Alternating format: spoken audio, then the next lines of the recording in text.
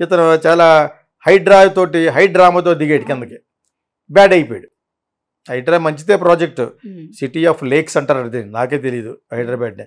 అంత అందమైన లేక్స్ దాన్ని అన్ని చోట్ల కబ్జా చేసేసి ఇళ్ళు కట్టేసి ఫ్లాట్లు కట్టేసి ఇలా చేసేసారు. కాబట్టి దీన్ని అరికట్టి ఒక లెవెల్లో జనాలని మనకు ఎవరైతే అపోజిషన్ చేశారో వాళ్ళందరినీ చేతిలో పెట్టుకోవడం కోసం, మరి నిజంగానే బాగు చేయడం కోసం రేవంత్ రెడ్డి హైడ్రా అనేది ఒకటి పెట్టి, యాక్చువల్లీ అది అవసరం లేదు,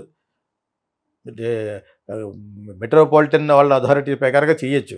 దానికి మళ్ళీ ఇంకొక పేరు పెట్టి హైడ్రా అని పేరు పెట్టి నాగార్జున మహోత్సవం పెట్టారు.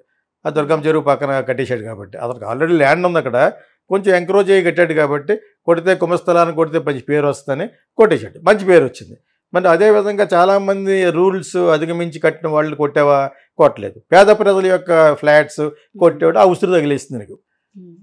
అక్కడ ఎక్సెప్షన్ బట్టి రావాల్సింది. ఆల్రెడీ కట్టేసిన మిడిల్ క్లాస్ పీపుల్ ఉంటారు, అదేదో